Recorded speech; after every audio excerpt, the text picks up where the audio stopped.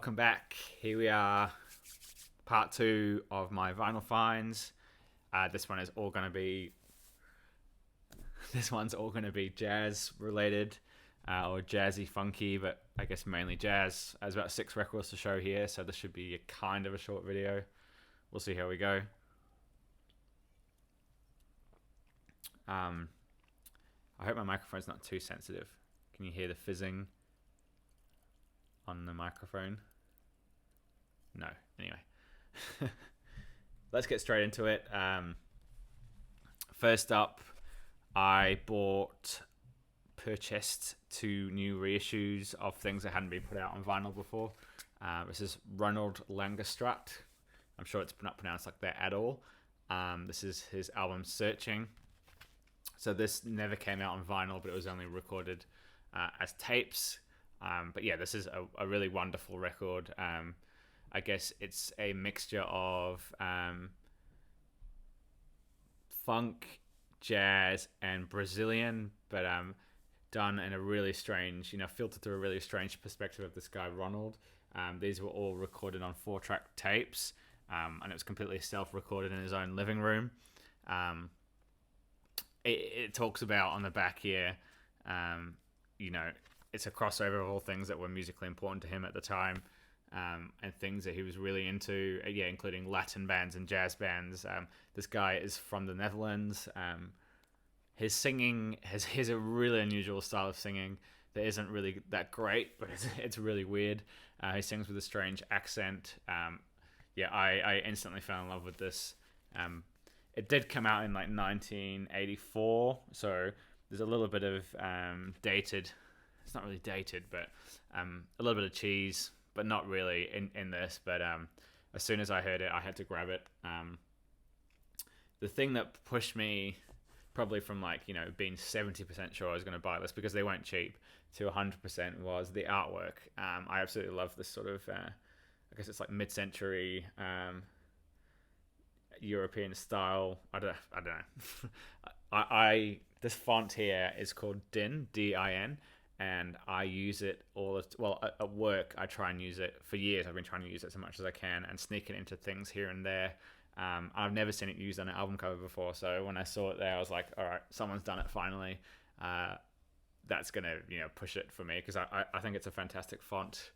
I know that you guys maybe not care so much, but I think it spaces really well, and I love how they haven't put any spaces between, and they've really nailed how to use it. I do use this font quite a lot in my videos, actually. If you go back and watch, I think I haven't done it in a while, but I was a phase there where I was using this a lot, and I've used it again on the back here. But yeah, this is really great. If you like Brazilian music and Latin music, but done through sort of a lo-fi, funky, it's really strange. It's really, really weird. There's lots of Fender Rhodes and organs and electronics and weird stuff. Really, really good.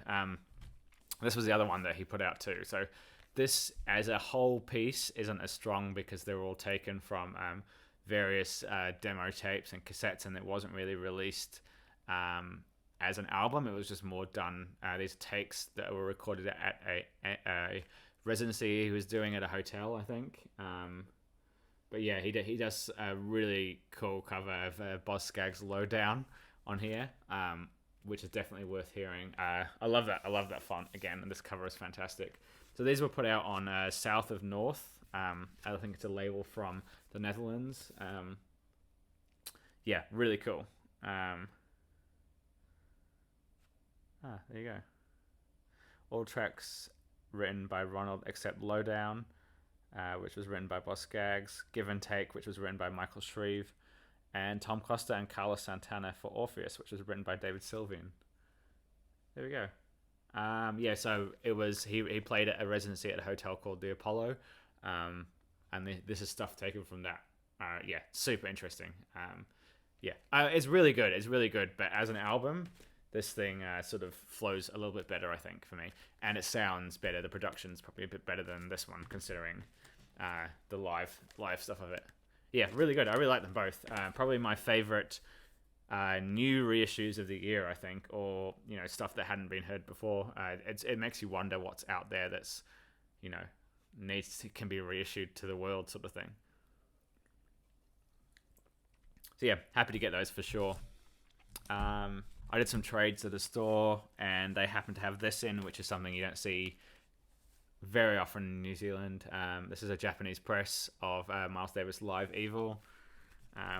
I used to have a Australian pressing, which was like the records were noisy and the cardboard was really thin and flimsy, and it sounded really average. So I'm really happy to finally I got rid of it, and I knew I'd eventually get a decent copy. So I was really happy to get a awesome pressing of this.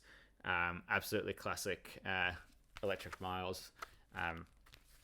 Hermeto Pascoal produced and not produced. Did he arrange? I think he arranged, or he wrote a lot of the compositions on here. But he also played electric piano. Yeah, absolutely wonderful. An essential record. Yeah, I'm saying it's essential because it kind of is, but when I think of those Electric Miles records, for me, Pangea, I prefer more to this, although this is probably more typical of the style. Just for me, because Pangea stretches out a lot more. There's a couple of really long tracks that sit into this really soft groove, where this is probably a bit more full on and a bit more on the attack and more rock focused, I guess. But yeah, look at this amazing artwork too. Yeah, but yeah, really good. Really, really happy to finally have a copy.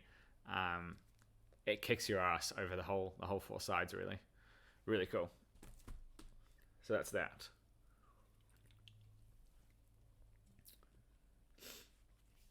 I'm just going to read out who's on here, because I mean, well, there's a whole bunch of people, but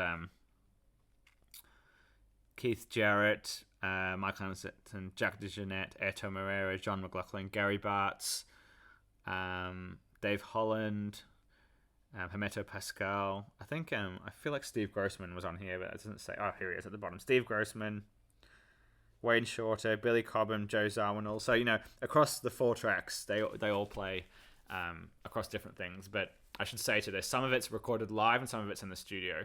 I think the second disc is all live, and that's the stuff that I think I preferred more because it has a bit more of an edge to it. I can't remember. I was listening to it very late at night in my headphones. But that's that. This is something that I can't believe I found for the price I found it for. You do not see these at all down here, and not in this shape at all. As you can probably see, this is really, really good shape. Doug Kahn's Spirit of the New Land. This was, I don't know what the US equivalent was, but this was 30 New Zealand dollars. For an original press in near mint shape is crazy. I was doing some digging and I wanted to find out how, because I don't know if you guys saw, but about a few years ago I managed to get 3 other Black Jazz records, all basically dead stock copies, hadn't been played. So I was wondering, how do these even get down here? Who was importing them at the time? And turns out a record store did import a few of them as they came out, but in very tiny numbers. So, if one person was importing them, I assume this is from the same guy that imported these, and they just hadn't been played. So it makes me wonder that there's probably floating around in New Zealand the whole selection of them unplayed. It's just a case of who has them and when they're going to pop up, basically. But yeah, I think so. The other ones I got a couple of years ago. What did I get? The Gene Russell one, Talk to My Lady. Infant Eyes, Doug Kahn, which I already had, but this was an upgrade copy. And the other one, can't remember, but wasn't Spring Rain. Can't remember. Anyway, they weren't as... They were probably the weaker releases on the label, where this one is absolutely wonderful. I'm really, really impressed with this record. I think it's better than Infant Eyes. Yeah, it's really great. It's obviously called Spirit of the New Land. It's a reference to the Lee Morgan album Search for the New Land, because they do a cover of it on here. Search for the New Land. They also do a cover of Blue and Green by Miles Davis too. But yeah, really great. I love this. It's obviously soul jazz and spiritual jazz with female Gene Kahn singing the vocals. Lots of Fender Rhodes, lots of really nice grooves. Not afraid to push out a bit. Yeah, really great. Really long, wonderful, lush tracks that sort of transform and move. I can highly recommend this. This was a lot better than I thought it was going to be too. Yeah, really great. Charles Tolliver is on here as well, and Alphonse Mouzon is the drummer. But yeah, really good. Look at that cover too. And so I found this, and I found this next record all in the space of a week, which never happens here. And in a strange way, this next record is linked to this record completely by chance from two different places in the country. But I did finally manage to get a copy of Lee Morgan's Search for the New Land, again for a ridiculous price. So obviously the link being in the titles, and the fact that there's a cover on here of this one. It was a very strange circumstance. I did very much feel like the vinyl gods were shining down on me. It was very strange. That happened within the space of, I think it was 3 days. I also managed to find this for 30 New Zealand dollars, which is pretty crazy. It is not an original, but it's the first Liberty pressing with the Blue label, and it's in fantastic shape.